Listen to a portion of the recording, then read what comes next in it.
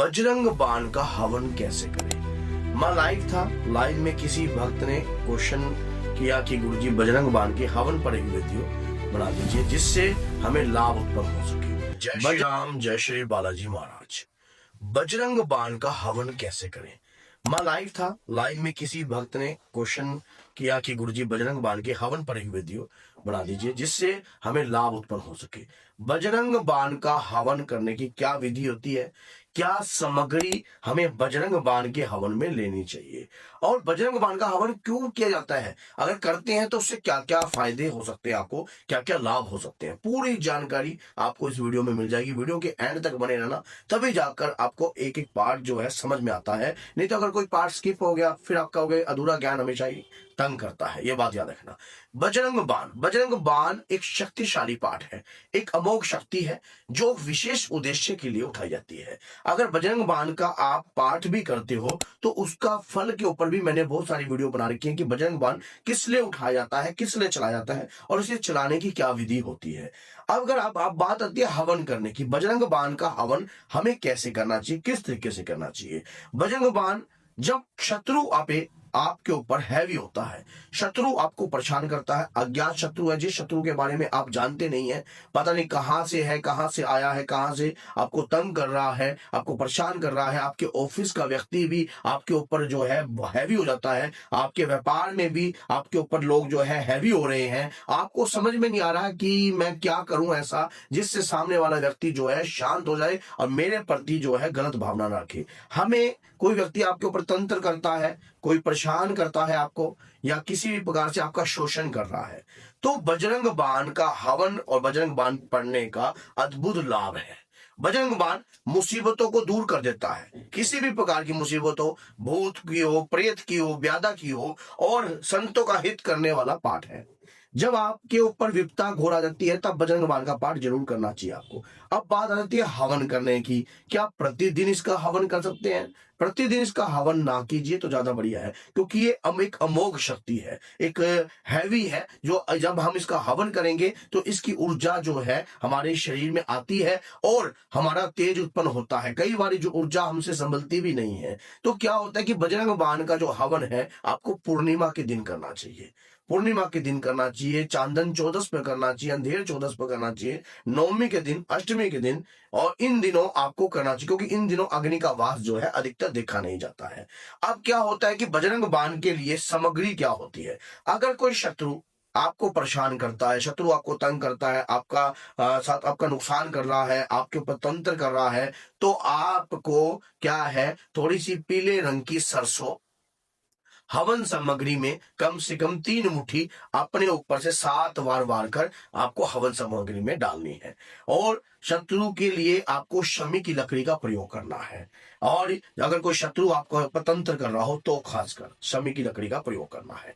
अब अगर आप इस चाहते हो कि आपके ऊपर जो है आपका धन का बंधन हुआ हुआ है या व्यापार में उन्नति नहीं हो रही है, तो भोजपत्र के एक 20 रुपए का भोजपत्र आता है, उसके 51 टुकड़े कर लेने हैं अपने भोजपत्र के। वो आप हवन सामग्री के अंदर जो है नॉर्मल मार्केट से जो हवन सामग्री है वो लेकर आपको भोजपत्र जो है गाय के देसी घी के साथ डबोकर काट लेने हैं, और काटने के बाद 51 टुकड़े कर लेना उनके, तब जाकर भी आप बजरंग बाण का हवन शुरू कर सकते हो। बजरंग बाण का हवन करने की विधि क्या है।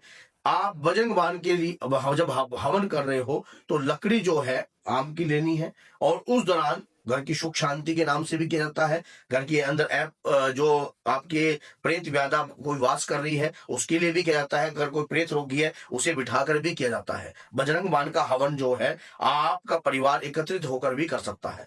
अब बजरंग बाण का हवन किस प्रकार से करना है, देखिए, बजरंग बाण का एक पूर्ण पाठ आपको करना है हवन से पहले। जब कभी भी बजरंग बाण का हवन करो तो राम स्तुति का जाप जरूर करो, गणपति जी का जाप जरूर कीजिए, अपने गुरुदेव, अपने इष्ट, अपने कुल देवता का या कुल देवी का जाप जो है आपको ध्यान जरूर करना चाहिए। अब उस दौरान जो है आपको ऑरेंज कलर के वस्त्र धारण कर धोती पहनकर अपने ऊपर अपना मस्तक पर सिंदूर लगाकर, और उसके बाद जो भी व्यक्ति बैठे उन सबका आपको ये ध्यान करना है कि सबको तिलक करना है। उसके बाद जो है आप जब हवन कर रहे हो, हवन करते वक्त आपको एक बात याद रखना, बजरंग बाण के अंदर एक मंत्र है, मंत्र क्या है? ओम चम चम चम चम चपल चललता, ओम हनु हनु हनु हनु हनुमंता, ओम हाक हाक तित कपि चंचल, ओम सम सम सम प्राणे खलदल। तो इसके बाद स्वाहा, इस प्रकार से आपने स्वा लगाना है। स्वा नहीं लगाओगे तो आपका हवन स्वीकार नहीं होगा, ये बात याद रख लेना। आपको पूर्ण बजरंग बाण पढ़ने की आवश्यकता नहीं है, सिर्फ ये बीज मंत्र जो है बजरंग बाण के अंदर ही है। उस बीज मंत्र से आप बजरंग बाण का हवन कर सकते हो, जिससे शत्रु का ध्यान आपको अपनी आंखों के सामने रखना है कि ये अमोघ शत्रु है, जो भी मेरे ऊपर किसी प्रकार का क्रिया करता है या मुझे घेरना चाहता है या मुझे कहीं ना कहीं मेंटली तौर पर परेशान कर रहा है, टॉर्चर कर रहा है। हे हनुमान जी महाराज, आपने प्रभु श्री राम के काज संवारे हैं, माता जानकी को आपने शोक से रहित किया है, लक्ष्मण भैया के प्राण बचाए हैं और अहि रावण जैसे मायावी का आपने संहार किया है।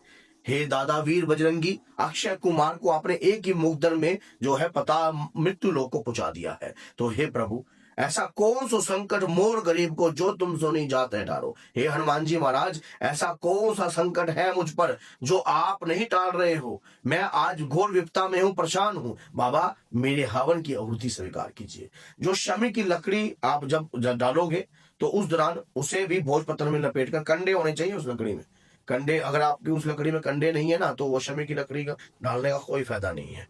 वृक्ष में हर जगह उगा होता है शमी की लकड़ी का, तो उसके काट लेना, उसको काटने के बाद उसमें कंडे होने चाहिए और भोजपत्र में लपेट कर, अगर भोजपत्र में उस व्यक्ति का नाम भी आप लिख देते हो तो उसके दौरान उसे लपेट कर, मैं पूर्ण विधि जो है आपको नहीं बता रहा हूं क्योंकि कोई लोग जो है गलत प्रकार की क्रिया भी करते हैं। अब उसके ऊपर कलावा लपेट कर जो है आप गाय के घी में और थोड़ा शहद के साथ उस व्यक्ति का नाम लेकर यही मंत्र पढ़कर स्वाहा कर देना, ताकि उसकी बुद्धि का बंधन हो जाए, आपके प्रति वो गलत विचार उसके हट जाए। हम इसमें कोई गलत प्रक्रिया किसी की नहीं बता रहे हैं, सिर्फ आपके परिवार की सुरक्षा बनी रहे, आपके साथ कोई छल और कपट ना करे। और वैसे भी हनुमान जी किसी के साथ गलत नहीं करते हैं और न्याय ही करते हैं। अगर जिसकी गलती होती है उसको उसी की भाषा में जवाब जरूर मिलता है। हनुमान जी की भक्ति करने वाले व्यक्ति का कभी बुरा नहीं होता है। अगर बुरा करने वाला व्यक्ति कितना भी प्रयास करे, कितना भी यत्न करे, कितना भी प्रयत्न करे, चाह कर भी वो जो है बुरा नहीं कर पाता है। क्यों?